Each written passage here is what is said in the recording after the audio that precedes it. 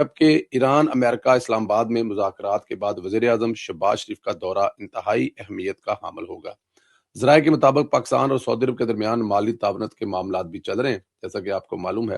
وزیر اعظم کے ساتھ فیلڈ مارشل حافظ عاصم منیر صاحب، نائب وزیر اعظم اسحاق ڈار صاحب، معاون خصوصی طارق فاطمی بھی سعودی عرب روانہ ہوں گے، جبکہ وزیر خزانہ محمد اورنگزیب کے دورہ امریکہ سے واپس آنے کی صورت میں وہ بھی وفد کا حصہ ہوں گے۔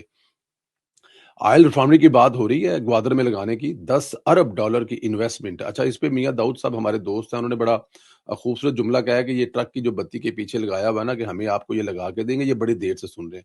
لگا کر دینی ہے تو لگا کر دیں، نہیں لگا کر دینی تو نہ لگا کے دیں۔ تو میاں صاحب صبر رکھو، انشاءاللہ تعالی ہن تہاڈا سارا کچھ ہی ہوئے گا۔ تسی جس طرح سے آپ کے تعلقات سعودی عرب سے اب ہیں، یہ ہمیشہ ہی ایسے رہے ہیں، لیکن بڑے ایکسٹرا آرڈنری قسم کے تعلقات ہیں۔ اس وقت سعودی عرب کی بھی